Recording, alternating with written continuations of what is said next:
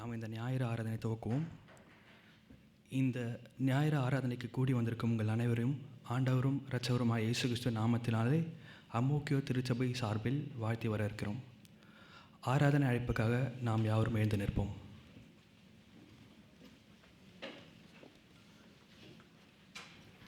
சங்கீதம் 34 ஒரு சில வார்த்தைகளை நாம் வாசிப்போம். கர்த்தரை நான் எக்காலத்திலும் ஸ்தோத்தரிப்பேன், அவர் துதி எப்பொழுதும் என் வாயில் இருக்கும். கர்த்தருக்குள் என் ஆத்துமா மேன்மை பாராட்டும், சிறுமைப்பட்டவர்கள் அதை கேட்டு மகிழ்வார்கள். என்னோடு கூட கர்த்தரை மகிமைப்படுத்துங்கள், நாம் ஒருமித்து அவர் நாமத்தை உயர்த்துவோமாக.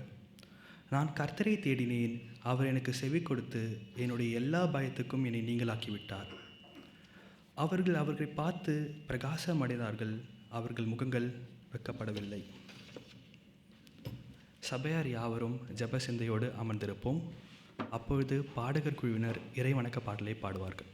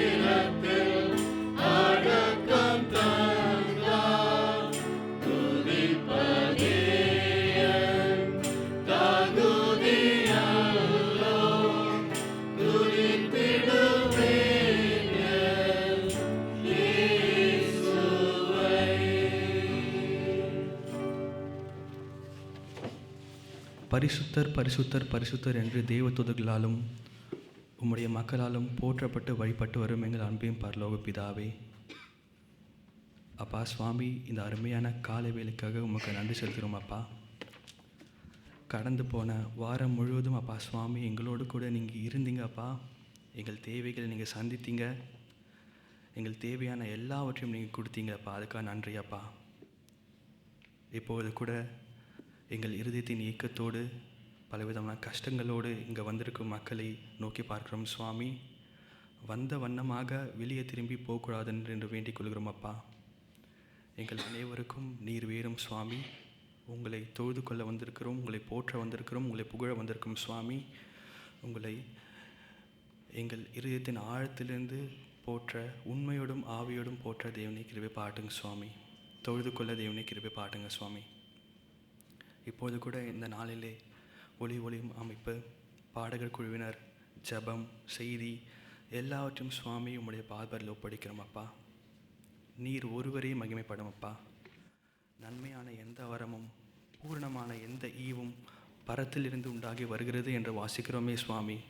இப்பொழுது உங்களிடத்தில் வருகிற நன்மைகளை மட்டும் பெற்றுக்கொண்ட மக்களாய், உங்களிடத்திலிருந்து வருகிற ஆசீர்வாதத்தை மட்டும் பெற்றுக்கொண்ட மக்களாய், உம்முடைய சமூகத்திலே இருந்து உங்கள் சமூகத்திலே நீர் தருகிற மேலான அந்த ஆசீர்வாதத்தின் ரட்சிப்பை பெற்றுக்கொள்கிற மக்களாய் நாங்கள் பெற்றுக்கொண்டு இன்றைய தினத்திலிருந்து திரும்பி போக தேவனை கிருபை பாருங்கப்பா. இன்னும் இந்த சபை இந்த ஊழியத்தை தாங்கிற எல்லாரையும் ஆசீர்வதிங்க சுவாமி. முடிவு மட்டுமாக உங்களுக்கு கிருபை இரக்கம் இருக்கட்டும் அப்பா. நாங்கள் கேட்டதும் கேட்கும் வந்த எல்லாவற்றையும் தகப்பனா இயேசு கிறிஸ்து வழியாக கேட்கும் அன்பின் பரலோக பிதாவே, ஆமேன். சபையார் யாவரும் எழுந்து நின்று தொடக்க பாடலாக இயேசுவை நம்பி பற்றிக்கொண்டு என்ற பாடலை பாடுவோம்.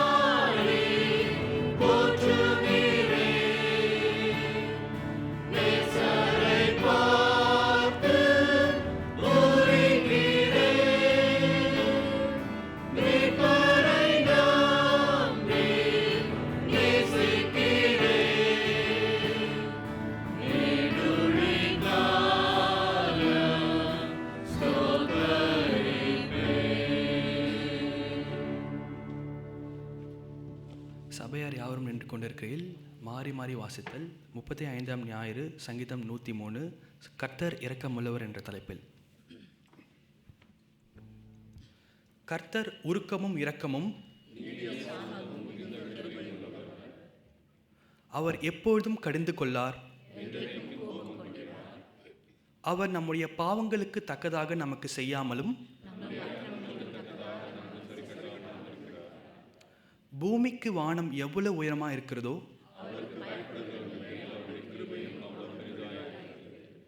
மேற்குக்கும் கிழக்குக்கும் எவ்வளவு தூரமோ தகப்பன் தன் பிள்ளைக்கு இறங்குகிறது போல நம்முடைய உருவம் இன்னதென்று அவர் அறிவார். மனுஷனுடைய நாட்கள் புல்லுக்கு ஒப்பா இருக்கிறது. காற்று அதன் மேல் வீசினுடனே அது இல்லாமற் போயிற்று. கர்த்தருடைய கிருபையோ அவருக்கு பயந்தவர்கள் மேலும்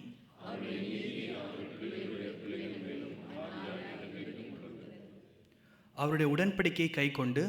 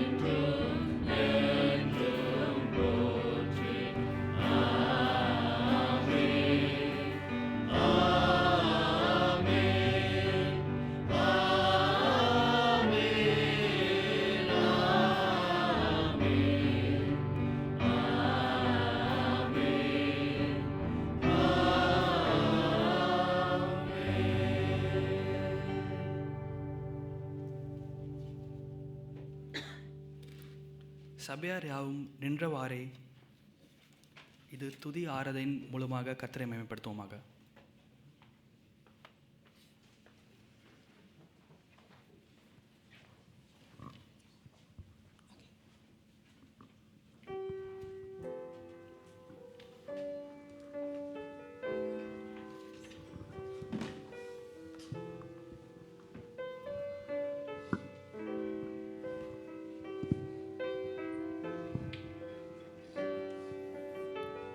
குட் மார்னிங் எவ்ரிபடி.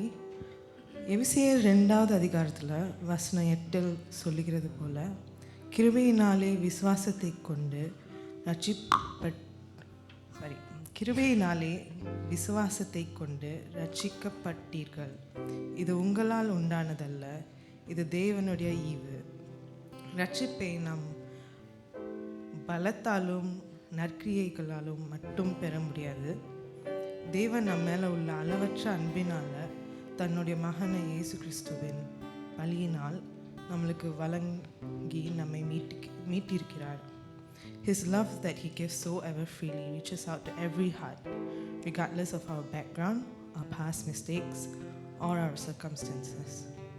இந்த அடுத்த பாடலை அவர் நமக்கு தந்த மதிப்பிட முடியாத ரட்சிப்பும் கிருபையும் அன்பையும் உணர்ந்து பாடுவோம்.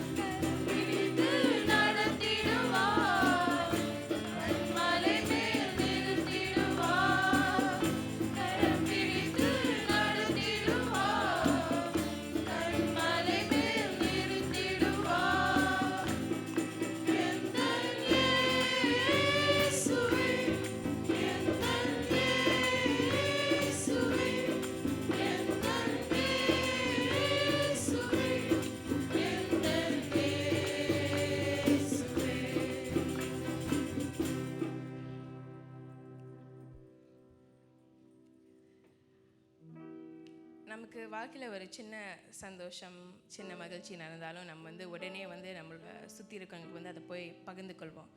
என்ன மாதிரி ஒரு ஜாயை ஷேர் பண்ணிக்கணும்னு. How great is the joy that we have in the Lord. In Romans, Paul says, ரோமில் பவுல் என்ன சொல்கிறார் என்றால், ஆகையால் ரோமபுரியில் இருக்கிற உங்களுக்கும் என்னால் இயன்ற மற்றும் சுவிசேஷத்தை பிரசங்கிக்க விரும்புகிறேன். கிறிஸ்துவின் சுவிசேஷத்தை குறித்து நான் வெட்கப்படேன். முன்பு யூதரிலும் பின்பு கிரேக்கரிலும் விசுவாசிக்கிறவன் எவனோ அவனுக்கு ரட்சிப்பு உண்டாவதற்கு அது தேவ பலனாயிருக்கிறது. ஆத்தும ரட்சணியம் அடையாதவர் ஆயிரம் அழிகின்றாரே. திறப்பின் வாசலில் நிற்பவர் யார்? தினமும் அவர் குரல் கேட்கலையோ? அந்த குரலை கேட்டு நமக்கு கொடுத்த பொறுப்பை உணர்ந்தவர்களாக அடுத்த பாடலை பாடலாம்.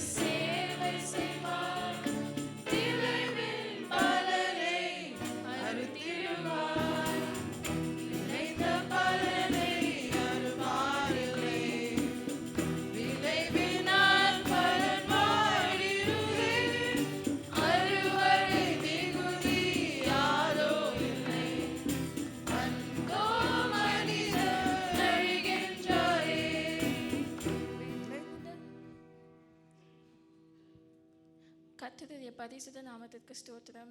சங்கீத புத்தகத்தில் தாவீது சொல்லுவது போல், நான் பிரமிக்கத்தக்க அதிசயமாக உண்டாக்கப்பட்டதால் உம்மை துதிப்பேன்.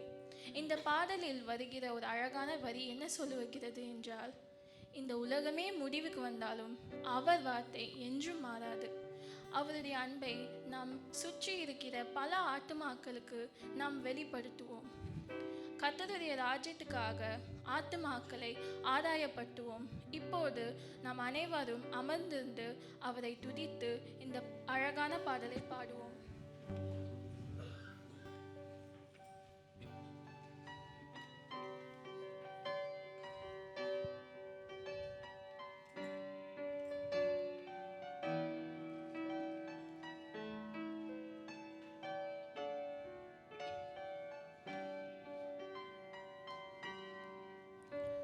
सर्वसृष्टिக்கும் எஜமானன் நீரே, சர்வசிருஷ்டியை காப்பவர் நீரே.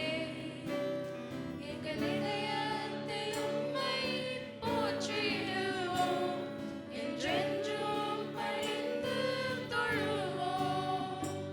சர்வசிருஷ்டிக்கும் எஜமானன் நீரே, சர்வசிருஷ்டியை காப்பவர் நீரே. எங்கள் இதயத்தில் உம்மை போற்றிடுவோம்,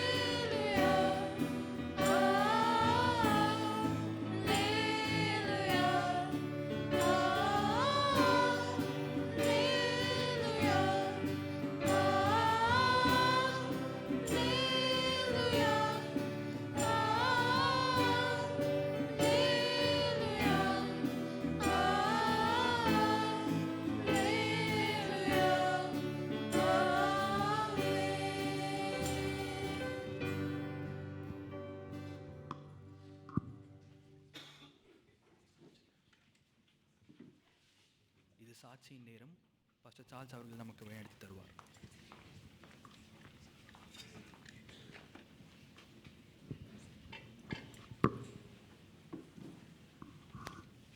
சாட்சி சொல்கிறவரை அழைக்கிறேன். முதலாவது சகோதரர் ராபர்ட்டை அழைக்கிறேன்.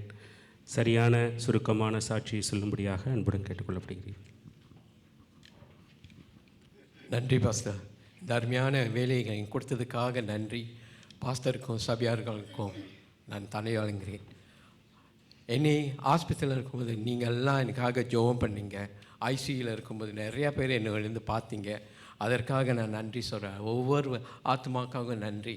மற்றவர்கள் எனக்காக இந்த ஆலயத்தில் ஜெபம் பண்ணுங்க, அவங்களுக்காக நன்றியோட சொல்கிறேன். ஓகே, போன மாதம் 24 எனக்கு ஒரு பெரிய விபத்து நடந்துச்சு. அது என்னென்னா இப்போ ஹார்ட் அட்டாக் நடந்துச்சு. அந்த ஹார்ட் அட்டாக்கில் நான் போனது வந்து ஆக்சுவலி கேஸ்ட்ரிக் தான். 2 வாரமாக கேஸ்ட்ரிக் சரியான வலி. இந்த வயிறு சுற்றியும் வலிச்சு கைக்கு போவோம், பின்னால் போவோம். நான் நினச்சேன் இது கேஸ்ட்ரிக் தானே. பட் என் ஒய்ஃப்ட்ட சொன்னேன், இன்றைக்கி எனக்கு உடம்பு முடியல, நான் வேலைக்கு போனேன்னு. அது வந்து 24 மார்னிங். ஸோ நான் பாலிகிளினிக் போனோன்னே அந்த டாக்டர் சொன்னார், அவனுக்கு கேஸ்ட்ரிக்கில் இதுக்கு மேலே நான் வந்து உங்களுக்கு என்னமோ செய்யுதுன்னு. அப்புறம் வந்து இசிஜிலாம் எடுத்தாங்க. இசிஜியில் சொன்னாங்க எனக்கு 2 அட்டாக் அந்த ராத்திரி வந்துச்சா அல்லது காலையில் வந்துச்சா தெரில. ஸோ உடனே ஆம்புலன்ஸ்க்கு ஃபோன் பண்ணி என்னை செங்காங் ஹாஸ்பிட்டல் கூப்பிட்டு போனாங்க. அங்கே போய் எனக்கு ஆண்டவர் என் கூட இருந்து எவ்வளோ அற்புதமான காரியங்கள் செஞ்சாருன்னு நான் நினச்சிருக்கேன். பிகாஸ் ஆம்புலன்ஸில் யாராச்சும் போனாங்கன்னா நான் உங்களுக்காக ப்ரே பண்ணுவேன். ஐயோ உங்களுக்காக நான் ப்ரே பண்ணுறேன், ஆண்டவரே குடும்பத்துக்காக ப்ரே பண்ணுறேன். இன்றைக்கி நான் ஆம்புலன்ஸில் இருக்கும்போது நானும் அதே ப்ரே தான் நான் பண்ணிட்டு வந்தேன். ஸோ ஆண்டவர் என் கூட இருங்க அப்பா என்னை இந்த சிகிச்சையிலேருந்து அப்பா எனக்கு ஹார்ட் அட்டாக்லாம் சொல்கிறாங்க. அப்போ கூட ஆண்டவர் என் கூட இருந்து அந்த பயத்தை எல்லாத்தையும் எடுத்து போட்டு இவ்வளோ அழகாக செங்காங் கொண்டு போனாங்க. அங்கே போனாங்க, மருத்துவர் வந்து 3 பெரிய டாக்டர், அப்புறம் 5 மருத்துவர் வந்து என்னை பார்த்து நேராக கூட்டிகிட்டு போய் ஆப்ரேஷன் தியேட்டரில் எனக்கு 3 அடப்பு இருக்குதுன்னு சொன்னாங்க. 100%, 75% அண்ட் 99%. இப்போது அப்போ தான் எனக்கு தெரியும் எனக்கு ஹார்ட் அட்டாக் வருது. அப்போ தான் கை கால்லாம் எனக்கு அப்படியே நடுங்குது. ஸோ என்னை கூட்டிகிட்டு போய் ஆப்ரேஷன்லாம் பண்ணாங்க. 2 ஸ்டேன் வச்சு ஒரு பலூன் வச்சுருந்தாங்க. ஸோ ஆண்டவர் என் கூட இருந்தது. அப்புறம் ஐசியூவில் அந்த ராத்திரியில் என்ன நடந்துச்சுன்னா ஒரு மணி 3 கிட்ட இருக்கும். ஆண்டவர் வந்து இப்படி உக்காந்துக்கிட்டு அந்த அருமையான ஒரு குருவியான ஸ்பேரோ அப்படியே தடவி கொடுத்துட்டு சொல்கிறாரு, இந்த பறவையோடு நான் உங்களை இன்னும் அதிகமாக நேசிக்கிறேன்னு. அந்த நேரத்தில் எனக்கு ஆண்டவர் என்ன செய்யன்னு தெரியல. அந்த மணி 3 நிமிஷம் ஆண்டவரோட அந்த நேரத்துன்னு சொல்லுவாங்களே, அந்த நேரத்தில் ஆண்டவர் வந்து என்னை சந்தித்து என் கூட பேசினார். அதில் ஒரு பெரிய அற்புதம். அதில் அந்த ஐசியில் 2 நாள் இருந்தேன், அப்புறம் வாட்டில் 2 நாள் இருந்தேன், 3 நாள் இருந்து டிஸ்சார்ஜ் பண்ணாங்க. ஆண்டவர் பெரிய காரியத்தை எனக்கு செஞ்சார். அதை ஆண்டவருக்கு என்றைக்கும் தனவனிங்கி நான் வேண்டிக்கிறேன். இன்னும் மற்றவரே எமாரி இருந்தாங்களா வெயிட் பண்ணாதீங்க, என்ன வழியாக இருந்தாலும் நான்சன் கேஸ்ட்ரிக் தானே போய் பாருங்கள். நன்றி. Thank you Lord. தேங்க்யூ. சாட்சிக்காக நன்றி. அடுத்து சிஸ்டர் ஜெயசீலி சந்திரனை சாட்சி கூற அழைக்கிறேன்.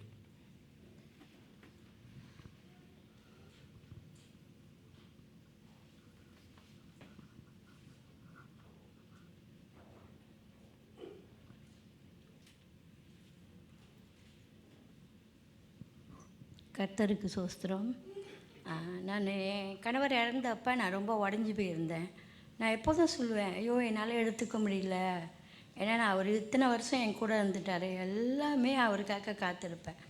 ஸோ ஆண்டவர் சொன்னார், அவர் இல்லை, நான் தான் உனக்கு 2 ஆம்பளை பிள்ளை சிங்கக்குட்டி மாதிரி கொடுத்துருக்கேனே, ஒன்று சுற்றி தானே இருக்காங்க, நீயா வருத்தப்படுற. ஸோ அதனால் நான் ஆண்டவருக்கு ரொம்ப நன்றி சொல்வேன்.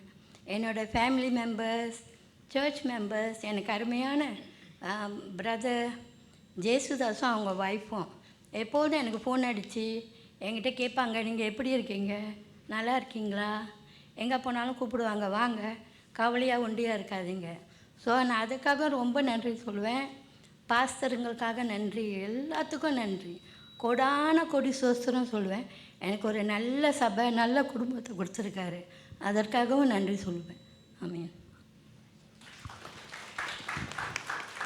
அடுத்ததாக சிஸ்டர் லக்ஷ்மி பிரியாவை அழைக்கிறேன்.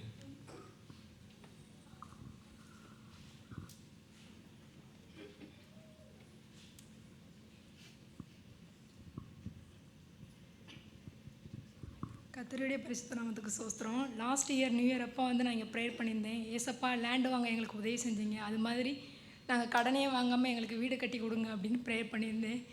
எங்களுக்கு கொடுக்குறதுக்கும் ஆள் இல்லை, நான் ப்ரேயர் மட்டும்தான் பண்ணேன். இப்போது சக்ஸஸ்ஃபுல்லாக வீடு எல்லாத்தையும் கம்ப்ளீட்டாக முடிச்சிட்டோம். ₹1 கூட யார்ட்டையும் கடன் வாங்காமல் எங்களுக்கு தேவன் முடிச்சு கொடுத்தாரு. அதுக்கு தேவனுக்கு கொடான கொடி நன்றி.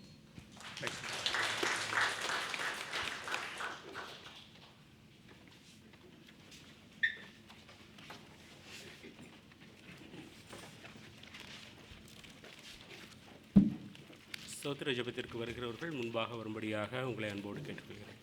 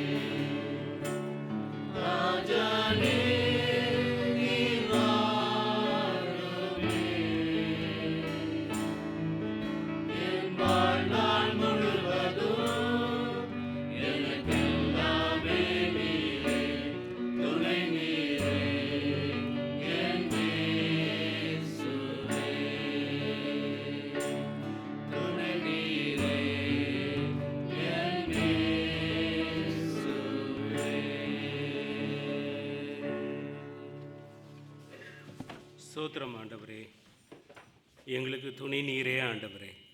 ஆண்டவரே, இந்த வனாந்திர வாழ்க்கையிலே சுவாமி ஆண்டவரே எங்களை கரம் பிடித்து வழிநடத்துகிறவர் நீர்தான் ஆண்டவரே. உம்மை துதிக்கிறோம், உம்மை ஸ்தோத்திரிக்கிறோம். கர்த்தாவே, சாட்சி சொன்ன அருமையான சகோதர சகோதரிகளுக்காக முதலாவது உம்முடைய சமூகத்திலே திருச்சபையாக நன்றி பலிகளை ஏறெடுக்கிறோம். ஆண்டவரே, சகோதரர் ராபர்ட்டுக்கு நீர் கொடுத்த ஆண்டவரே புதிய வாழ்வுக்காக நன்றி செலுத்துகிறோம். ஆண்டவரே, சிஸ்டர் ஜெயசீலிக்கு நீர் கொடுத்த ஆதரவிற்காக நன்றி செலுத்துகிறோம். ஆண்டவரே, கர்த்தர் வீட்டை கட்டாராகில் அதை கட்டுகிற பிரயாசை விருதா என்று ஆண்டவரே நாங்கள் வேதத்திலே வாசிக்கிறோம். ஆண்டவரே, அன்பான சகோதரி ஜெயலட்சுமிக்கு ஆண்டவரே நீர் கொடுத்த, லக்ஷ்மி பிரியாவிற்கு நீர் கொடுத்த ஆண்டவரே அந்த வீட்டிற்காக நன்றி செலுத்துகிறோம் சுவாமி. கிருபையாலும் நன்மையினாலும் ஆண்டவரே அந்த வீட்டை நீர் முடிக்க கிருபை பாராட்டினீர். நன்றி எறிந்த பலிகளோடு உம்முடைய திரு சன்னிதானத்திற்கு முன்பாக வந்து சொன்ன சாட்சிக்காக திருச்சபையாக நன்றி செலுத்துகிறோம். எங்கள் ஒவ்வொருடைய மனதிலும் ஆண்டவரே எண்ணிலடங்கா ஸ்தோத்திர பலிகள் உம்மை நோக்கி இருக்கிறது சுவாமி. நாங்கள் நிற்பதும் நிர்மூலமாகாமல் இருப்பதும் உம்முடைய சுத்த கிருபையாய் இருக்கிறது என்பதை உணர்ந்து நன்றி செலுத்துகிறோம் சுவாமி. ஆண்டவரே, இந்த திருச்சபையை சாட்சி பகர நீர் வைத்திருக்கிறீர். நாங்கள் சாட்சி சொல்ல என்றென்றும் ஆயத்தமாய் இருக்கவும் ஆண்டவரே, எங்களுடைய அண்டை வீட்டாருக்கும் எங்களுடைய நண்பர்களுக்கும் நாங்கள் எங்கெங்கெல்லாம் ஆண்டவரே நாங்கள் உழவுகிறோமோ அந்த இடத்திலெல்லாம் உமக்கு சாட்சி பகர நீர் எங்களை வைத்திருக்கிற தயவிற்காக நன்றி செலுத்துகிறோம் சுவாமி. உம்மால் கூடாத காரியம் ஒன்றுமில்லை என்று ஆண்டவரே இந்த அருமையான வேளையில் அறிக்கையிட்டு ஜெபிக்கிறோம், நன்றி செலுத்துகிறோம். கர்த்தாவே, இந்த நாளிலும் ஆண்டவரே பிறந்த நாளை கொண்டாடுகிற அருமையான பிள்ளைகளை உடைய சமூகத்தில் ஒப்புக் கொடுக்கிறோம். சிஸ்டர் அஷிதாவுக்காக, சிஸ்டர் அனிதாவுக்காக, அனிதா சாம்பேலுக்காக, மிஸ்டர் வசந்துக்காக, மிஸ்டர் ஆமோஸ் ராஜுக்காக, மிஸ்டர் சாலமோனுக்காக நன்றி பலிகளை ஏறெடுக்கிறோம் சுவாமி. இந்த வாரத்திலே ஆண்டவரே பிறந்த நாளை கொண்டாடுகிற இந்த பிள்ளைகளை நீர் உம்முடைய பரத்திலிருந்து அபரிதமாய் ஆசிர்வதித்து, மகனே மகளே கலங்காதே என்று சொல்லி கரம் பிடித்து வழி நடத்த வேண்டுமாய் ஒப்பு கொடுத்து ஜெபிக்கிறோம். கர்த்தாவே, அவருடைய வாழ்க்கையிலே எதற்காகலாம் ஜெபித்து கொண்டிருந்தார்களோ அந்த ஜெப தேவைகளை எல்லாம் நீ நிறைவேற்ற வேண்டுமாய் திருச்சபையாக ஒப்பு கொடுக்கிறோம். ஆண்டவரே, அவருடைய இந்த நாள் வரைக்கும் நீர் கரம் பிடித்து வழி நடத்தினீர். எவ்வளோ மேடு பள்ளங்கள் இருந்தன, அவற்றின் மத்தியிலே நீர் கூட நடந்தீர். கர்த்தாவே, இனி வரும் காலங்களிலும் பிள்ளைகளை நீர் ஆசீர்வதித்து உன் வாயை விரிவாய் திற என்று சொல்லி அதை அபரிமிதமாய் நீர் நிரப்பும்படியாக ஜெபிக்கிறோம். ஆண்டவரே, பிள்ளைகளுடைய வாழ்க்கை ஆண்டவரே பாலும் தேனும் ஓடுகிற வாழ்க்கையாக இருக்க திருச்சபையாக ஒப்பு கொடுத்து ஜெபிக்கிறோம். எந்தெந்த ஏரியாக்களில் ஆண்டவரே ஆசீர்வாதம் தேவையோ, எந்தெந்த ஏரியாக்களில் சுகம் தேவையோ, தொடுதல் தேவையோ, எந்தெந்த ஏரியாக்களில் ஆண்டவரே அவர்கள் உம்மை இன்னும் அதிகமாக நாடி தேட வேண்டுமோ அந்த ஏரியாக்களெல்லாம் கர்த்தர் தொட்டு ஆசீர்வதித்து ஆண்டவரே அவர்கள் எழும்பி பிரகாசிக்க நிற்கிருபையும் தயவும் பண்ண வேண்டுமாய் கெஞ்சுகிறோம். இந்த அருமையான ஆண்டவரே இந்த வாரத்திலும் திருமண நாளை கொண்டாடுகிற சகோதரன் ஆண்டனுக்காகவும் சகோதரி மேனகா ஆண்டனுக்காகவும் உடைய சமூகத்தில் வருகிறோம். ஆண்டவரே, தனித்திருந்தவர்களை இல்லறத்திலே இணைத்தவர் நீர், ஆசீர்வாதத்தினால் முடிசூட்டின கர்த்தர் நீர். கர்த்தாவே, அன்பின் ஊற்றாக குடும்பத்தின் மத்தியிலே இருந்தவர் நீர் சுவாமி. நன்றி எறிதலோடு வந்திருக்கிற பிள்ளைகளை நீர் கண்ணோக்கி பாருங்கள் சுவாமி, ஆசீர்வதிங்க. ஆண்டவரே, இந்த புதிய ஆண்டவரே இந்த வருடம் ஆசீர்வாதத்தின் ஊற்றாக அவர்களுக்கு அமைய, ஆண்டவரே அன்பிலே இன்னும் அதிகமாக வளர கர்த்தர் ஆண்டவரே அவர்கள் மத்தியிலே ஆண்டவரே இன்னும் அதிகமான அற்புத அடையாளங்களை செய்து சாட்சி பகர செய்ய உதவி செய்யுங்க. கர்த்தாவை, குடும்பத்தின் எல்லா தேவைகளையும் பிள்ளைகளுடைய தேவைகளையும் பரத்திலிருந்து நீர் ஆம் என்றும் ஆமேன் என்றும் கொடுத்து அவருடைய விண்ணப்பத்தின் ஆண்டவரே தேவைகளை எல்லாம் ஜெப குறிப்புகளை எல்லாம் கர்த்தர் நிறைவேற்றி இந்த ஆண்டு சாட்சி பகர ஆண்டாக நீர் ஆசீர்வதிக்க வேண்டுமாய் ஒப்புக் கொடுக்குறோம். ஆண்டவரே, நல்ல உடல் சுகத்தை கொடுங்க, பலத்தை கொடுங்க. உம்மை அறிகிற அறிவிலே ஆண்டவரே நாளுக்கு நாள் வளரவும், அன்பிலே அதிகமாக பலப்படவும் ஆண்டவரே நீர் இந்த குடும்பத்தை கட்டி வழிநடத்த வேண்டுமாய் கெஞ்சுகிறோம் சுவாமி. இந்த குடும்பம் ஆண்டவரே உம்முடைய நாம மகிமைக்கு சாட்சியாகவும் திருச்சபைக்கு ஆசீர்வாதமாக இருக்க ஒப்புக் கொடுத்து ஜெபிக்கிறோம். பிள்ளைகளை ஒப்புக் கொடுக்குறோம் சுவாமி. ஆண்டவரே, இந்த அருமையான வேளையில் சுவாமி திருமணத்தை முடித்து வந்திருக்கிற அருமையான எபிக்காகவும் ஜெபிக்காகவும் ஆண்டவரே உம்முடைய சமூகத்தில் வருகிறோம். அருமையான ஆண்டவரே, பிள்ளைகளை நீர் திருமண பந்தத்திலே இணைத்தீர். ஆண்டவரே, எங்களுடைய திருச்சபையிலே அவர்களை ஆண்டவரே கணவன் மனைவியாக காண நீர் பாராட்டிய கிருபைக்காக நன்றி பலிகளை ஏறெடுக்கிறோம்.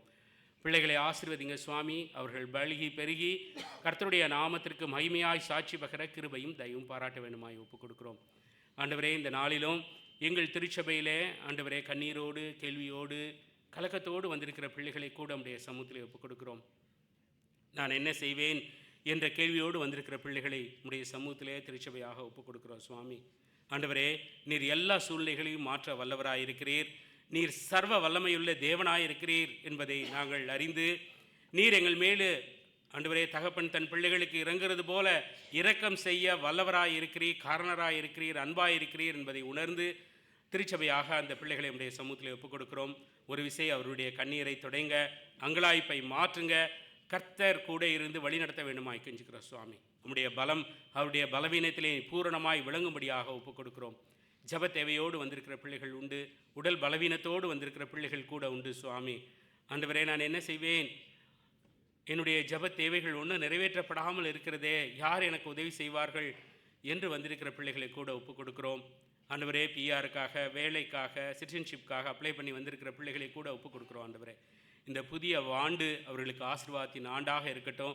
இந்த வரப்போகிற மாதத்திலே ஆண்டவரே இந்த மாதத்தை முடித்து புதிய மாதத்திற்குள் செல்லும்போது அவர்கள் ஆசீர்வாதத்தை சுதந்திரித்துக் கொள்ளத்தக்கதாக, சமாதானத்தையும் ஆண்டவரே ஒரு தெய்வீக ஆசீர்வாதத்தையும் பெற்றுக்கொள்ளத்தக்கதாக நாங்கள் எல்லோரும் ஒப்பு கொடுத்து ஜெபிக்கிறோம். ஆண்டவரே, பிள்ளைகளுடைய தேவைகளை சந்திக்கிற தகப்பன் நீர் அல்லவா. கர்த்தாவே, நாங்கள் ஜெபிப்பதற்கு முன்பாகவே எங்களுடைய தேவைகளெல்லாம் அறிந்த தேவாதி தேவன், கர்த்தாதி கர்த்தர், எங்களை நேசிக்கிற பிதாவாகிய தேவன் நீர் அல்லவா. ஆண்டவரே, உம்மை துதிக்கிறோம், ஸ்தோத்தரிக்கிறோம். ஆண்டவரே, இந்த அருமையான வேளையில் சுவாமி திருச்சபையின் ஊழியங்களுக்காக உடைய சமூகத்திலே வருகிறோம். ஆண்டவரே, திருச்சபையினால் செய்யப்படுகிற ஒவ்வொரு ஊழியத்தையும் ஆசீர்வதிங்க சுவாமி. ஆண்டவரே, அந்த ஊழியங்கள் மூலமாக அநேக மக்கள் ஆண்டவரே, உம்மை அறியாத மக்கள் உம்முடைய நாமத்தை அறிந்து கொள்ள, ரட்சிக்கப்பட ஒப்பு கொடுத்து ஜெபிக்கிறோம். ஆண்டவரே, எங்கள் மத்தியில் இருக்கிற சீனியர்ஸ் உம்முடைய சமூகத்தில் ஒப்பு கொடுக்கிறோம். அவருடைய பலவீனங்களை எல்லாம் நீர் தொட்டு பலப்படுத்த வேண்டுமாய் கெஞ்சுகிறோம் சுவாமி. ஒரு தெய்வீக சமாதானத்தை கொடுங்க சுவாமி. மனதிலே உள்ள கேள்விகள், கசப்புகளை எல்லாம் நீக்கி போடும்படியாக ஒப்பு கொடுக்கிறோம் சுவாமி. கர்த்தாவே, குடும்பங்களை உடைய சமூகத்தில் ஒப்பு கொடுக்கிறோம். கணவன் மனைவி உறவு, பிள்ளைகள் பெற்றோர் உறவு, சகலத்திலும் நேர்த்தியாக இருக்க ஒப்பு கொடுத்து ஜெபிக்கிறோம். பொல்லாகன் கொண்டு வருகிற எல்லா அந்தகாரத்தின் கிரியைகளையும் நீ நீக்க வேண்டுமாய் திருச்சபையாக ஒருமனப்பட்டு ஜெபிக்கிறோம் சுவாமி. வாலிப தம்பி தங்கைகளை உடைய சமூகத்தில் ஒப்பு கொடுக்கிறோம். பாப்பா, இந்த பிள்ளைகளை நீர் ஆண்டவரே ஆசீர்வாதமாக பொக்கிஷமாக எங்களுடைய திருச்சபைக்கு கொடுத்துருக்கிறீங்க.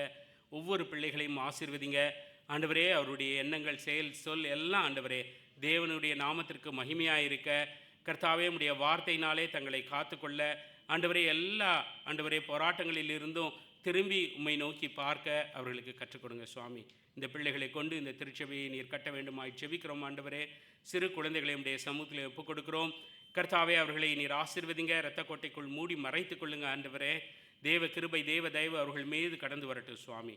ஆண்டவரே, இந்த அருமையான வேளையிலும் சுவாமி திருச்சபைக்கு வர முடியாமல் வீட்டில் இருக்கிற ஒவ்வொரு பிள்ளைகளையும் கூட உடைய சமூகத்தில் ஒப்புக் கொடுக்கிறோம். போராட்டம் நிறைந்த வாழ்க்கையினாலே கண்ணீரோடு வீட்டிலே அமர்ந்திருக்கிற பிள்ளைகளை கூட திருச்சபையாக ஒப்புக் கொடுத்து ஜெபிக்கிறோம். அவர்களை ஆங்காங்கே வைத்து தொடும்படியாக ஜெபிக்கிறோம் சுவாமி. அவர்களை ஆசீர்வதிங்க. அவர்கள் மீண்டும் திருச்சபைக்கு வர ஒப்பு கொடுத்து ஜெபிக்கிறோம். விசுவாசத்துடன் ஆண்டவரே உம்முடைய சன்னிதானத்திற்குள் வந்து கர்த்தர் அருளுகிற சகலவித ஆசீர்வாதத்தையும் பெற்றுக்கொள்ள பிள்ளைகளுக்கு நீர் கிருபையும் தயவும் செய்யும்படியாக ஜெபிக்கிறோம். எங்களுடைய மாநாட்டிற்காக ஜெபிக்கிறோம் ஆண்டவரே. எங்களுடைய தேசத்திற்காக ஜெபிக்கிறோம். தெய்வீக பிரசன்னம் ஆண்டவரே எங்கள் தேசத்தின் மீது இருக்கும்படியாக ஒப்புக் கொடுக்கிறோம் ஆண்டவரே.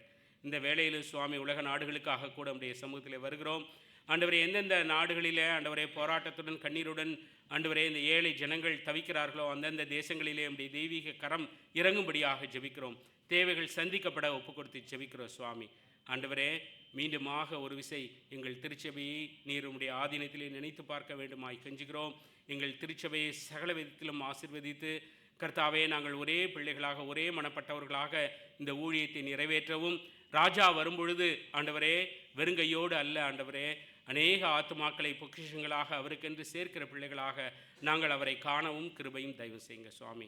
ஆண்டவரே, இந்த நாளின் ஊழியங்களை எல்லாம் உடைய சமூகத்தில் ஒப்புக் கொடுக்கிறோம். பொறுப்பெடுத்துக் கொள்ளுங்க, வழி நடத்துங்க. இயேசு கிறிஸ்துவின் வல்ல நாமத்தில் ஜபத்தை ஏறெடுக்கிறோம் எங்கள் நல்ல பிதாவே, ஆமேன். பரமண்டல ஜபத்தை சேர்ந்து சொல்லலாம். பரமண்டலங்களில் இருக்கிற எங்கள் பிதாவே, உம்முடைய நாமம் பரிசுத்தப்படுவதாக, உம்முடைய ராஜ்யம் வருவதாக, உம்முடைய சித்தம் பரமண்டலத்திலே செய்யப்படுகிறது போல பூமியிலும் செய்யப்படுவதாக.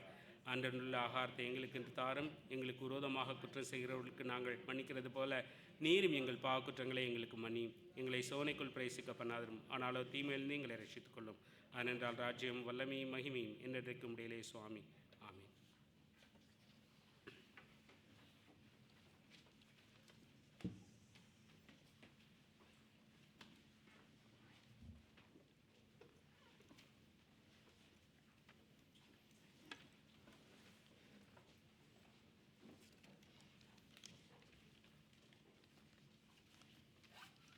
இது காணிக்கையின் நேரம். சபையார் யாவரும் எழுந்து நின்று உன்னதமானவரின் மறைவில் இருக்கிறவன் என்ற பாடலை காணிக்கை பாடலாக நாம் பாடுவோம்.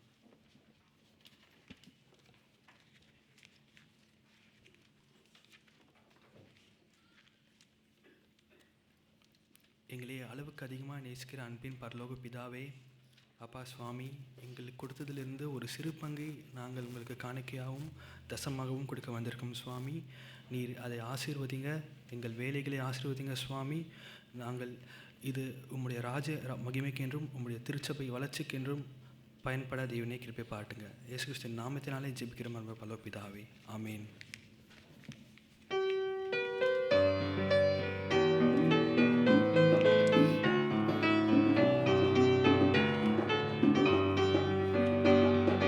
உன்னதமா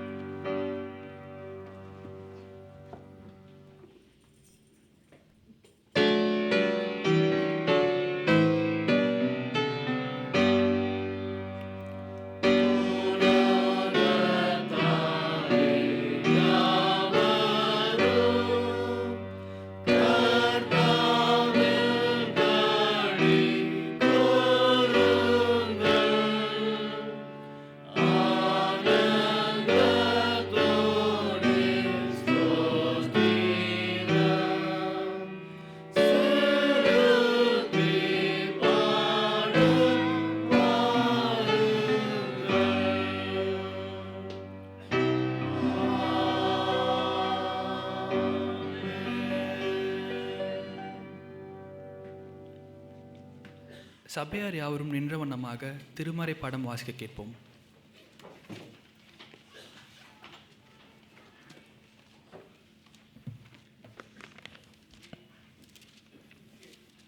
இன்றைக்கு வாசிக்கும்படியாக தெரிந்து கொள்ளப்பட்ட வேத பகுதி பரிசுத்த யோவான் எழுதின சுவிசேஷம் அதிகாரம் 14 வசனங்கள் 18 முதல் 21 முடிய. Today's scripture portion is taken from the Gospel of John, chapter 14, verses 18 to 21. நான் உங்களை திக்கற்றவர்களாக விடேன், உங்களிடத்தில் வருவேன். இன்னும் கொஞ்ச காலத்திலே உலகம் என்னை காணாது, நீங்களோ என்னை காண்பீர்கள். நான் பிழைக்கிறபடியினால் நீங்களும் பிழைப்பீர்கள். நான் என் பிதாவிலும் நீங்கள் என்னிலும் நான் உங்களிலும் இருக்கிறதை அந்நாளிலே நீங்கள் அறிவீர்கள். என் கற்பனைகளை பெற்றுக்கொண்டு அவைகளை கைக்கொள்கிறவனே என்னிடத்தில் அன்பாயிருக்கிறான். என்னிடத்தில் அன்பாய் இருக்கிறவன் என் பிதாவுக்கு அன்பாய் இருப்பான். நானும் அவனில் அன்பாயிருந்து அவனுக்கு என்னை வெளிப்படுத்துவேன் என்றார். இது கர்த்தருடைய வார்த்தை. சபை அமரவும்.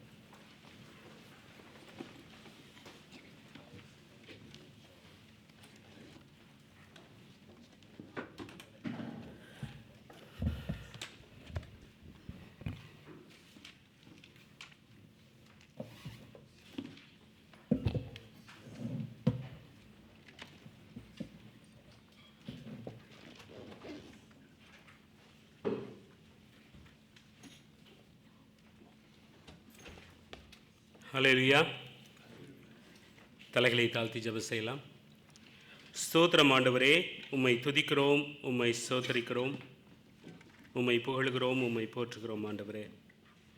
கர்த்தாவே, இந்த அருமையான வேளையிலும் அடியனை நீர் மறைத்து உம்முடைய பிள்ளைகளோடு நிலைக்கு ஏற்றார் போல நீர் ஒவ்வொருவரோடும் பேச வேண்டுமாய் ஒப்பு கொடுத்து ஜெபிக்கிறோம். என் வாயின் வார்த்தைகளும் இங்கு அமர்ந்திருக்கிற உம்முடைய பிள்ளைகளோட இருதயத்தின் தியானமும் உம்முடைய சமூகத்திலே பிரீதியாக இருக்கட்டும். ஆமீன். ஹல்லேலூயா. இன்றைக்கும் நாம் ஓவர் கம்மிங் என்ற சீரியஸில் லோனினஸ், தனிமை எப்படி மேற்கொள்வது என்பதை நாம் தியானிக்க வந்திருக்கிறோம். நாம் வாசி கேட்ட பகுதியை சற்று மனக்கண் முன்பாக கொண்டு வரும்படியாக உங்களை அன்போடு கேட்டுக்கொள்கிறேன். ஏனென்றால் இந்த பகுதி இந்த லோன்லினஸை பற்றி ஒரு பயத்தை உருவாக்குகிற பகுதியாக காணப்படுகிறது. ஏனென்றால் நாம் வாசிக்க கேட்குறோம், இந்த பெரிய வியாழன் பஸ்கா பண்டிகை இரவில்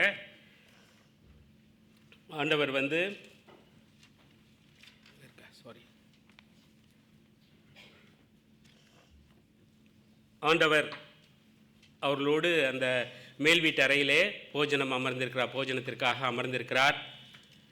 3.5 வருட காலம் அவர்களுடன் ஊழியம் செய்துவிட்டார். அவர்களுக்கு குருவாக, ஆசிரியராக, நண்பராக, தகப்பனாக இருக்கிறார். நீங்கள் இதை பார்க்கும்போது, இந்த சூழ்நிலையை பார்க்கும்போது, கர்த்தரோட பேசும்போது யோவான் அவருடைய மார்பில் சாய்ந்து கொண்டிருந்தான்னு இருக்கும். அப்போ அவர்களுக்குள்ளே இருந்த அந்த உறவு எப்படிப்பட்டதாக இருந்திருக்கிறது. அவர்தான் ஆண்டவர், அவர்தான் இரட்சகர், அவர்தான் மீட்பர், அவர்தான் டீச்சர், அவர்தான் நண்பர். அவர்களுடைய உறவு அவர்தான்.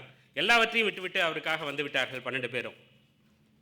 அப்போ அந்த இரவில் அவர் பேசி கொண்டிருக்கிறார். அப்போ அவர்களை விட்டு, நீங்கள் 13வது அதிகாரத்திலேருந்தே இது ஆரம்பிச்சிருது. அந்த 13வது அதிகாரத்தில் முதல் பகுதியை நீங்கள் வாசித்தீர்கள் என்றால், பஸ்கா பண்டிகைக்கு முன்பே இயேசு உலகத்தை விட்டு பிதாவின் இடத்திற்கு போகும்படியாக தம்முடைய வேலை வந்ததென்று அறிந்து தாம் இவ்வுலகத்தில் இருக்கிற தம்முடையவர்களில் அன்பு வைத்தபடியே முடிவு பரியந்தமும் அவரிடத்தில் அன்பு வைத்தார். அவருக்கு தெரிஞ்சிருச்சு வெரி கிளியராக, மாம்சத்துப்படி அவர்களை விட்டு அந்த மரணத்திற்குள்ளாக செல்லுகிற அந்த நாட்கள் அவர் என்ன விட்டோம், அவர்களை விட்டு பிரிந்திருக்க வேண்டும் என்பது அவருக்கு தெரிஞ்சிருச்சு. அப்போ அது தெரிஞ்சோன்னா அவர்களிடத்தில் சொல்கிறாருங்க.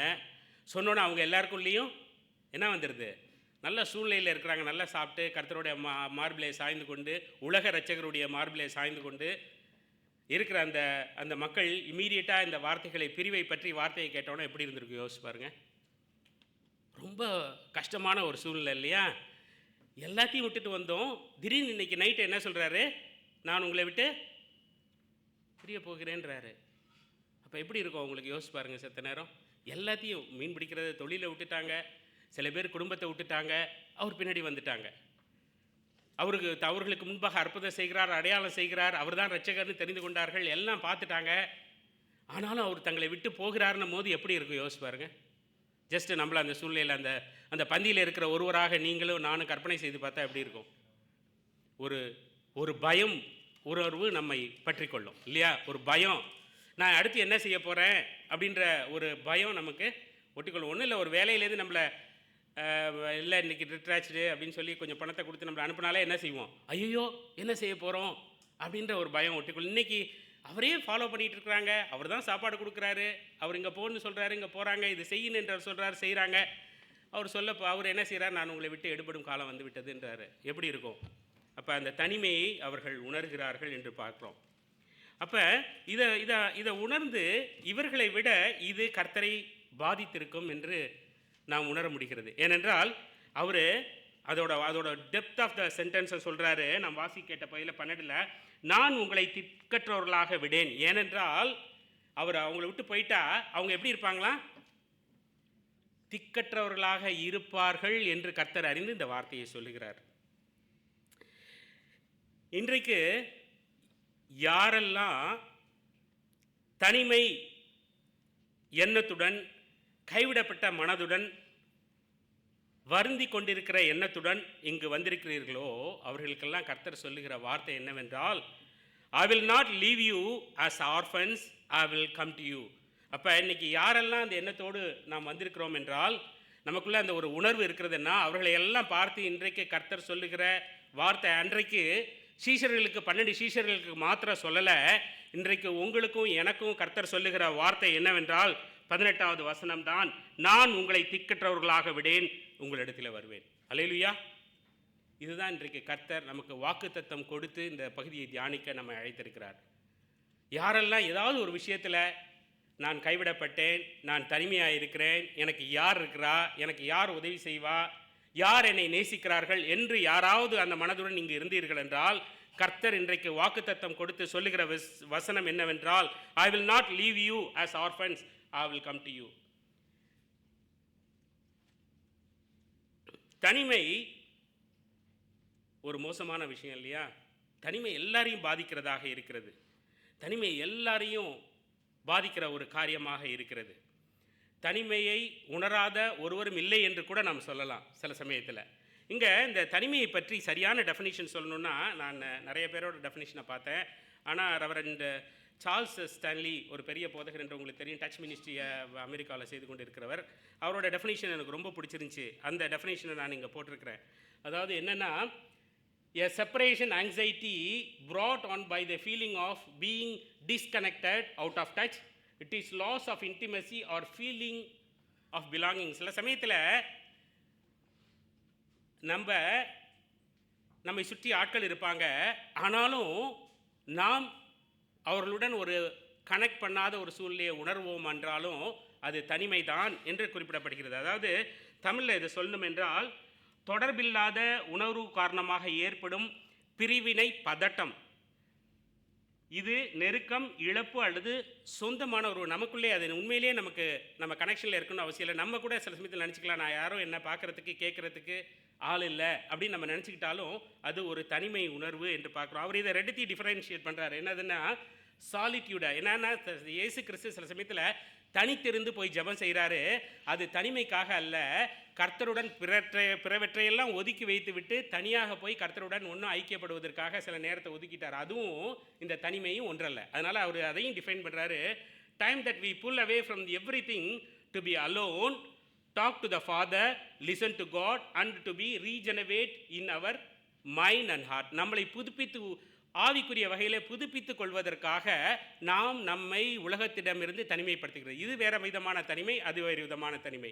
முதல்ல சொல்லப்பட்ட தனிமையை பற்றி தான் நாம் இங்கே தியானிக்க வந்திருக்கிறோம்.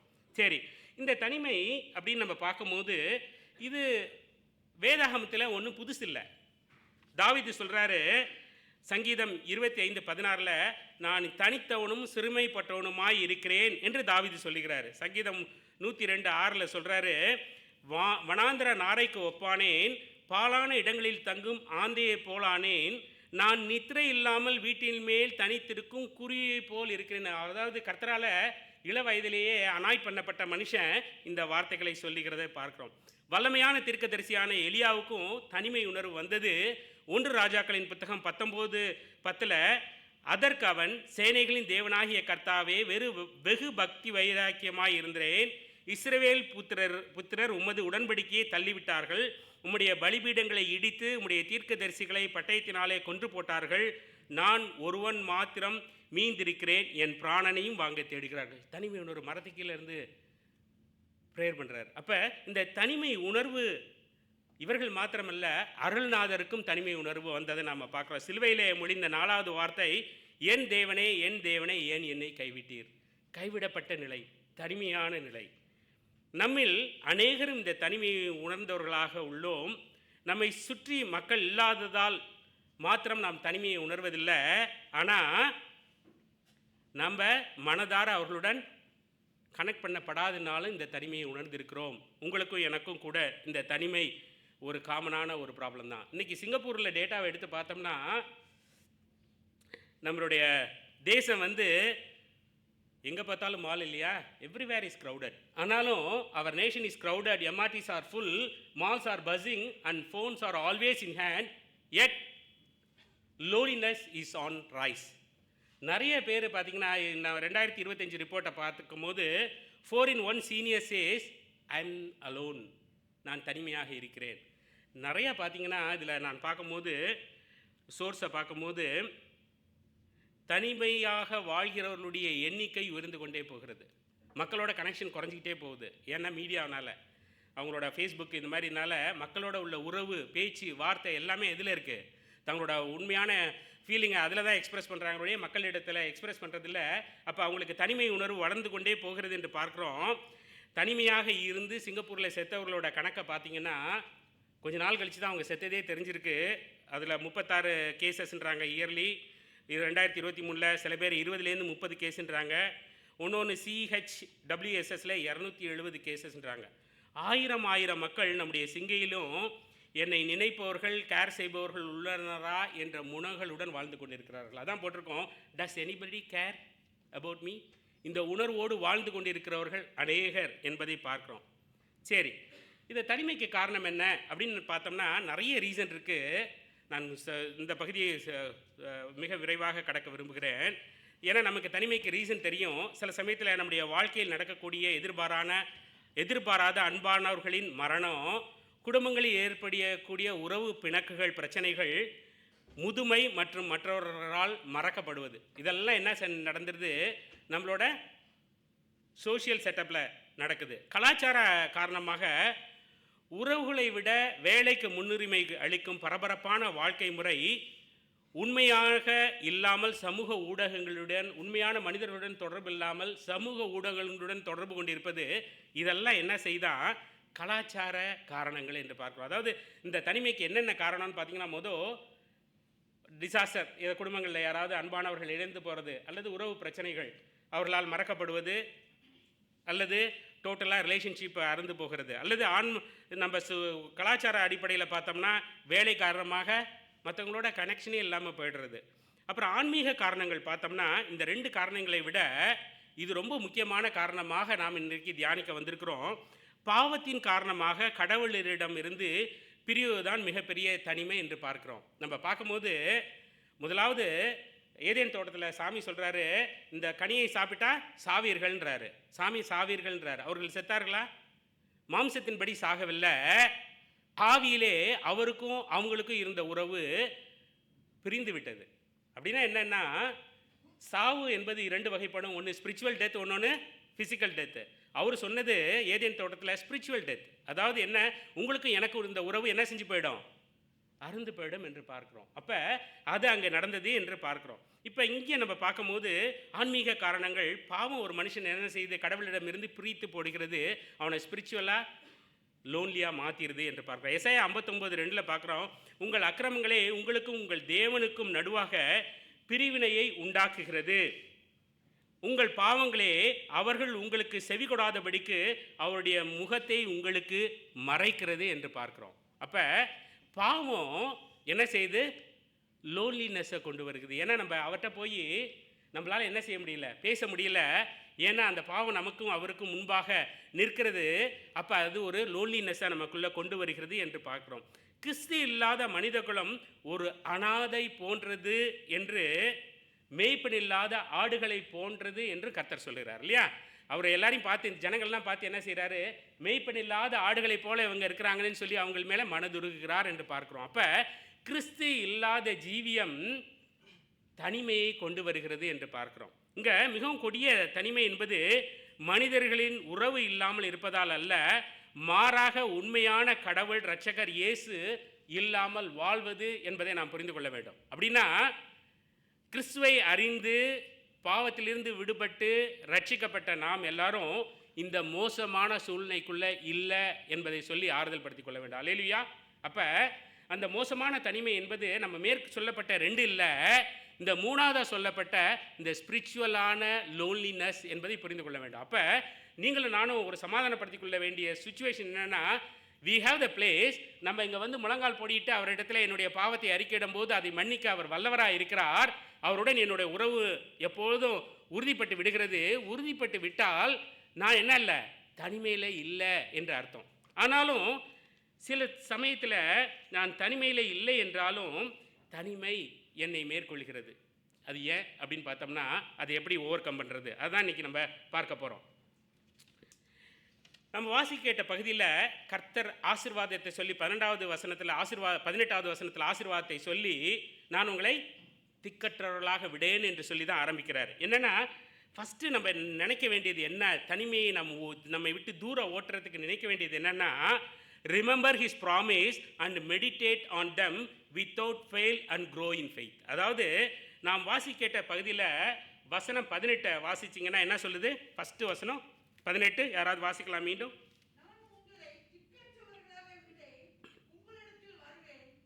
அல்லேலூயா. திக்கற்றவர்களாக விடேன். First very simple. அது வந்து அவர்களுக்கு மாத்திரம் சொல்ல, வெரி க்ளீனான வார்த்தை, உங்களை திக்கற்றவர்களாக விடேன். அப்போ நான் இன்னைக்கு உறவுகள் இல்லை, நான் தனிமையாக இருக்கிறேன் அப்படின்னா நீங்கள் தனிமையாக இல்லை, கர்த்தர் உங்களை திக்கற்றவர்களாக விடவில்லை என்ற வாக்கு தத்தத்தை நீங்கள் விசுவாசிக்க வேண்டும். அல்லேலூயா. அப்போ ஃபஸ்ட்டு விஷயம், அவருடைய வாக்கு தத்தத்தை சொல்லி, நான் திக்கற்றவர்களாக இல்லை, ஏனென்றால் அவர் விடமாட்டேன்னு சொல்லியிருக்கிறாரு.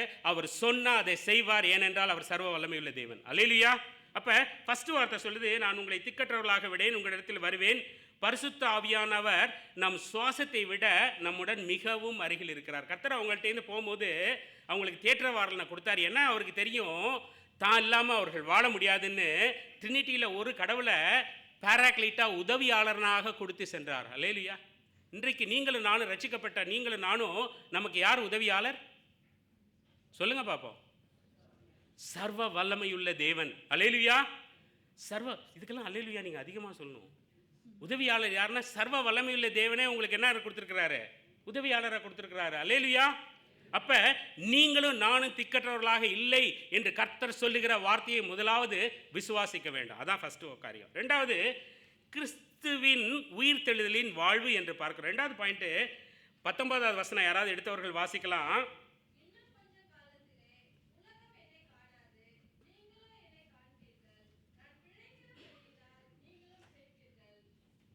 நான் பிழைக்கிறபடியால் நீங்கள், 2வது வாக்குத்தத்தம். முதல் வாக்குத்தத்தம் என்ன? திக்கற்றவர்களாக விடேன். அல்லேலூயா. 2வது வாக்குத்தத்தம் என்னன்னா, நான் பிழைக்கிறபடியால் நீங்களும் பிழைப்பீர்கள். அது 12 சீஷர்களுக்கு மாத்திரமல்ல, உங்களுக்கும் எனக்கும். அல்லேலூயா. அப்போ 2வது வாக்குத்தத்தம் ரொம்ப கிளியராக வந்திருக்கு. நான் பிழைப்பதினால் நீங்கள் பிழைப்பீர்கள். நம்முடைய ஆண்டவருடைய உயிர்த்தெழுதல் கல்லறையை தாண்டியும் நம்மை நம்பிக்கையுடையவர்களாக மாற்றுகிறது. சும்மா சாவு வரைக்கும் இந்த ஆண்டவர் இல்லைங்க, சாவுக்கு பின்பாகவும் இந்த ஆண்டவர் இருக்கிறார், என்னை பிழைக்க வைப்பார். அல்லேலூயா. அதுதான் கிறிஸ்தவம். சும்மா ஒரு ப்ராஸ்பரிட்டியாக ஒரு வாழ்கிறதுக்கு ஒரு நல்ல வீடுகளையும் வாசலையும் கட்டி 5-6 பிள்ளைங்க பேர பிள்ளைங்களை பெற்று அதோடு வாழுகிறதற்காக கர்த்தர் உங்களையும் என்னையும் அழைக்கவில்லை பிரியமானவர்களே. ரொம்ப கிளியராக இதை புரிஞ்சுக்க வேண்டும் இல்லையா? நம்ம அதற்காக கிறிஸ்துவை நம்ம அண்டிக் கொண்டிருந்தோம்னா நம்மளோட புரிதல் மிகவும் குறைவானது. அப்போ அவர் எதற்காக கூப்பிட்டுருக்கார்? மரணத்தை தாண்டியும் கல்லறையை தாண்டியும் உங்களை கைவிட மாட்டேன். அல்லேலூயா. அடுத்ததாக இங்கே நம்ம பார்க்குறோம், அடுத்த வசனம், நம்முடைய வாழ்க்கையில் இந்த இடத்துல ஒரு வார்த்தை நான் போட்டிருக்கேன். ஏனென்றால் நிறைய நேரத்தில் காதில் நமக்கு சொல்லப்படும் விஷயங்கள் என்ன சொல்லப்படும்? முடிஞ்சிச்சுப்பா உனக்கு, ஃபினிஷ்.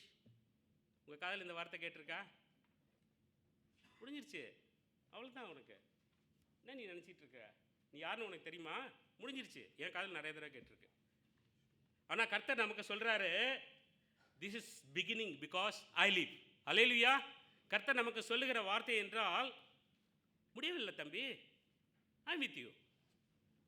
உன்னை கைவிடாத ஆண்டவர் கூட இருக்கிறார், சர்வ வல்லமையுள்ள ஆண்டவர் கூட இருக்கிறார். முடியவில்லை, இட்ஸ் எ பிகினிங் என்று கர்த்தர் உங்களுக்கு எனக்கு திருவுளம் பட்டிருக்கிறார். அடுத்ததாக பார்க்கும்போது நாம் பார்க்குறோம், நாம் வாசி கேட்ட பகுதியில் வசனம் 20 யாராவது வாசிங்க.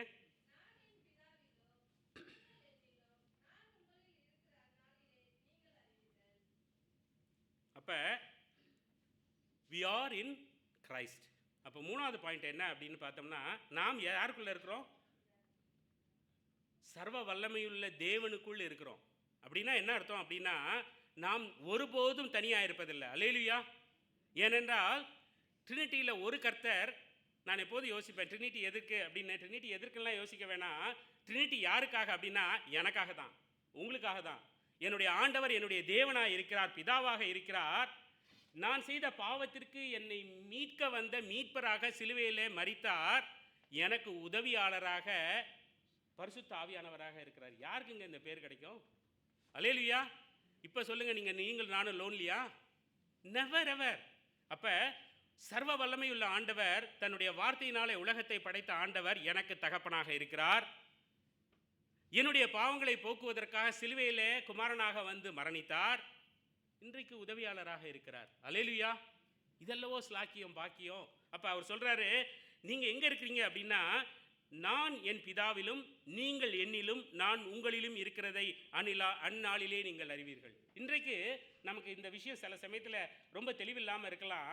ஆனால் நாம் யாருக்குள்ளே இருக்கிறோம்? சர்வ வல்லமையுள்ள தேவனுக்குள் இருக்கிறோம் என்பதை மறந்து போகக்கூடாது. மனித இதயம் உண்மையிலேயே எதிர்பார்க்கும் ஆழமான விருப்பம் இதுதாங்க. அதாவது அவருக்குள் இருப்பது தான் இந்த ஆத்மாவுடைய தாகம் என்பதை மறந்து போகக்கூடாது. இங்கே எதெல்லாம் கிடைக்குதோ, நிறைய நேரத்தில் இந்த பெரிய இந்த மில்லியனர்ஸ் சாதித்தவங்களோட அந்த டெஸ்ட் மணியெல்லாம் வாசிக்கும் போது கடைசியில் அவங்க சொல்லி முடிக்கிற விஷயம், நத்திங், எம்டி, இதில் ஒன்றும் இல்லை. அப்படிதான். மைக்ரோசாஃப்டோட நிறுவனர் ஒரு தடவை சொன்னார், my nest is empty, always I quote this word. Apple நிறுவனர் ஒரு கோட் சொன்னார். அப்போ இவர்கள் எல்லாம் இதெல்லாம் உலகத்தில் அச்சீவ் பண்ணாங்க. ஆனால் அவருடைய வாழ்க்கையில் ஒரு எம்டினஸ் இருந்துச்சு. ஆனால் நீங்களும் நானும் அவரை அறிந்த பிள்ளைகள், அவருடைய பிள்ளைகள், அவருடைய சொத்து சம்பத்து அவருக்குள் இருக்கிறோம் என்பதை மறந்து போகக்கூடாது. இந்த இடத்துல பார்க்கும்போது நம்ம காதில் ஒரு விஷயம் சொல்லணும், யூ டோன்ட் பிலாங். நீ இந்த இடத்துக்குள்ளே இல்லை பிகாஸ் நீ யாருன்னு உனக்கு தெரியாதா அப்படின்ற வார்த்தை உங்கள் காதுகளிலே கேட்டுக்கொண்டே இருக்கும். கர்த்தர் சொல்லுகிற வார்த்தை என்னென்னா, you belong to me, you belong to me என்று நம்மை பார்த்து சொல்லுகிறார். மறந்து போடாதீங்க இந்த வார்த்தையை.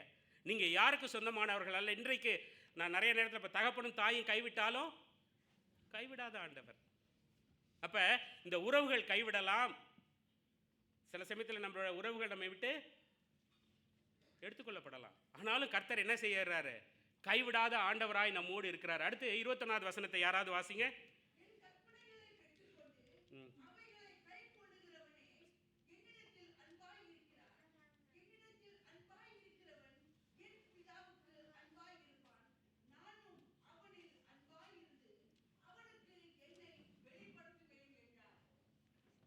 அதாவது இங்கே ஒரு முக்கியமான வார்த்தை இது.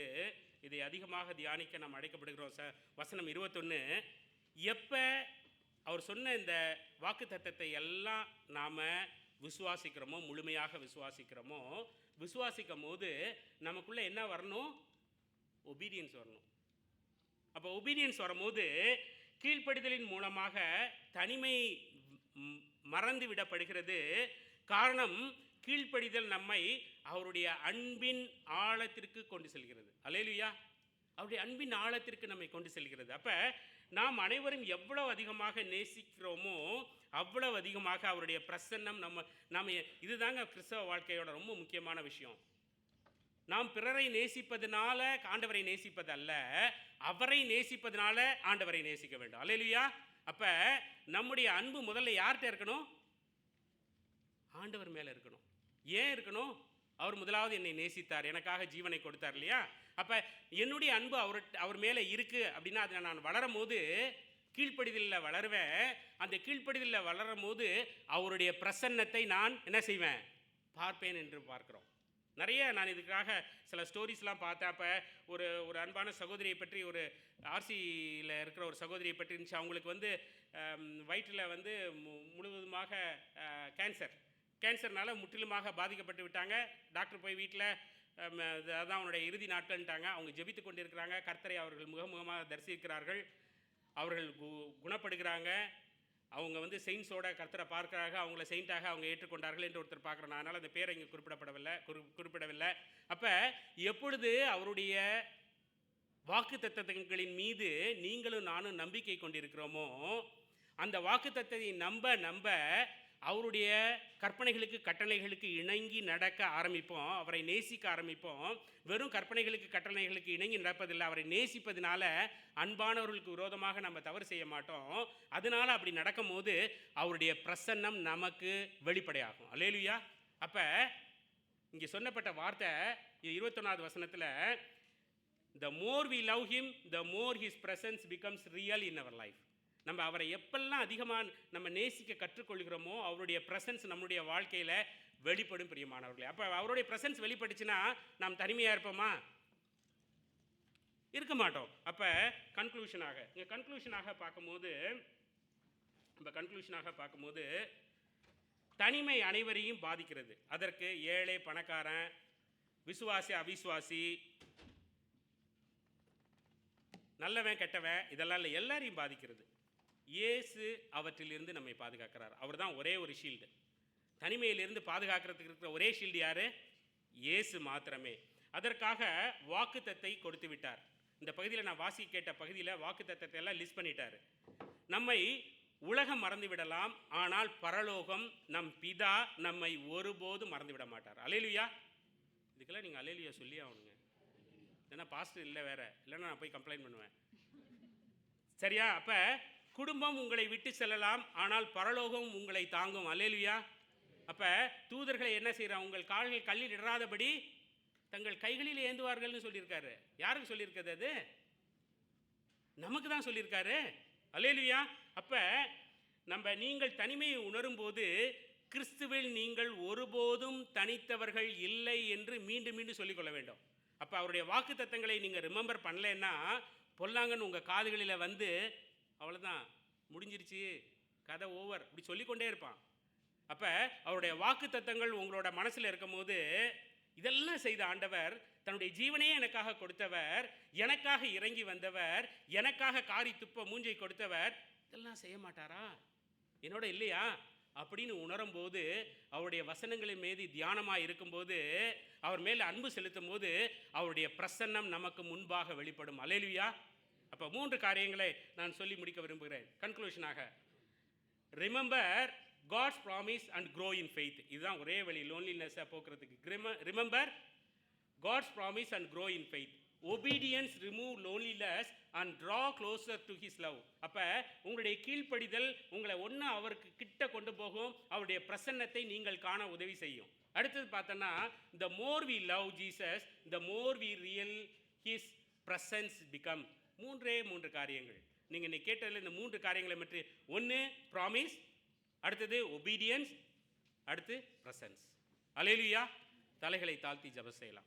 ஸ்தோத்திரம் ஆண்டவரே, உம்மை துதிக்கிறோம், ஸ்தோத்தரிக்கிறோம். எங்களை திக்கற்றவர்களாக விடீர் என்று நாங்கள் விசுவாசத்தோடு அறிக்கையிடுகிறோம். இந்த அருமையான வேளையில் சுவாமி, யாரெல்லாம் இங்கே தனிமையில் இருக்கிற அன்பானவர்கள் இல்லை, நான் விடுபட்டு விட்டேன் என்று யோசித்து கொண்டிருக்கிறார்களோ அவர்களுக்கெல்லாம் நீர் பேசி இருக்கிறீர். உம்முடைய வாக்கு தத்தம், நான் உங்களை திக்கற்றவர்களாக விடேன் என்று எழுதியிருக்கிறது. நீர் எங்களை உமக்குள் வைத்திருக்கிறீர். நாங்கள் தனித்தவர்கள் அல்ல கர்த்தாவே. பொல்லாங்க எங்கள் காதுகளிலே சொல்லுகிற அந்த பொய்யை நாங்கள் நம்பாதபடி சர்வ வல்லவருடைய வாக்கு தத்தத்தை நம்ப எங்கள் ஒவ்வொருவருக்கும் கிருபையும் தயவு செய்யுங்க. இயேசு கிறிஸ்துவின் வல்ல நாமத்தில் ஜெபத்தை ஏறெடுக்கிறோம் எங்கள் நல்ல பிதாவே. ஆமேன்.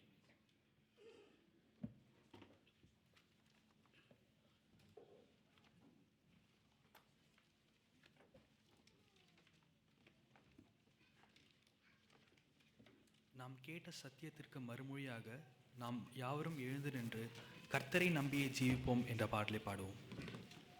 அப்பொழுது 2ஆம் காணிக்கை எடுக்கப்படும்.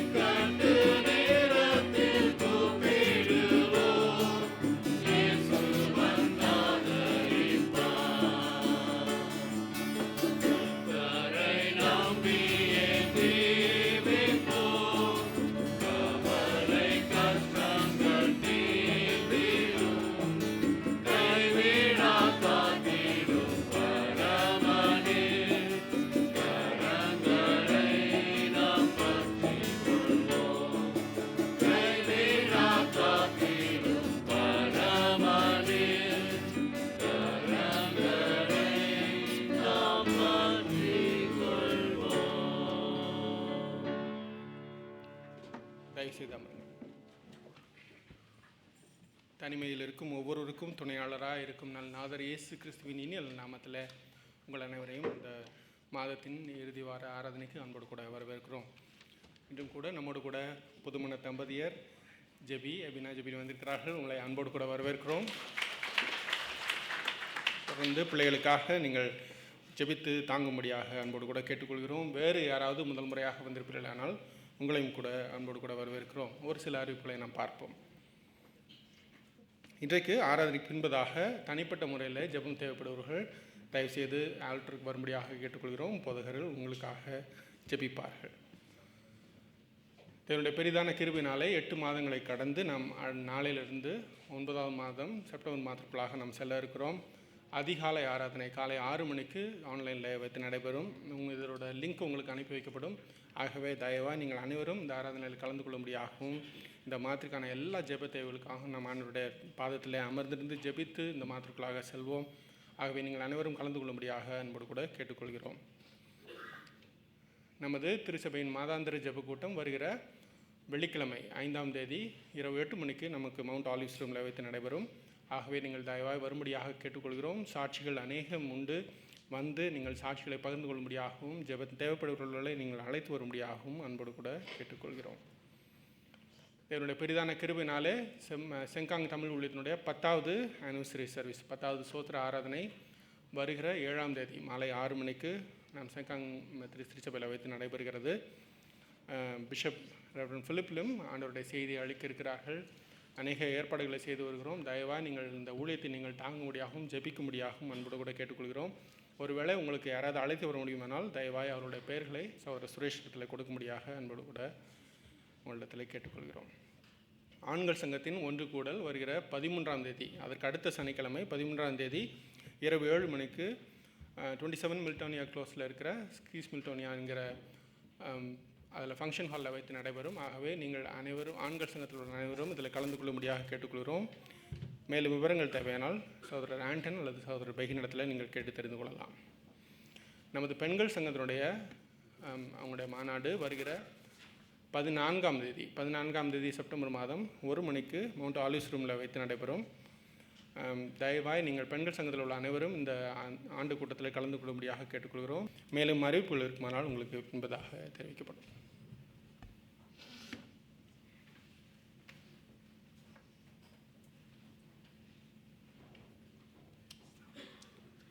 சபையார் எழுந்திருக்கலாம்.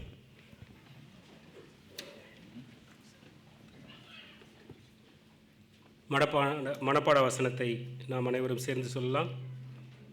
கடைசியாக சகோதரரே, உண்மை உள்ளவைகள் எவைகளோ, ஒழுக்கம் உள்ளவைகள் எவைகளோ, நீதி உள்ளவைகள் எவைகளோ, கற்புள்ளவைகள் எவைகளோ, அன்புள்ளவைகள் எவைகளோ, நற்கீர்த்தி உள்ளவைகள் எவைகளோ, புண்ணியம் எதுவோ, புகழ் எதுவோ, அவைகளையே சிந்தித்து கொண்டிருங்கள்.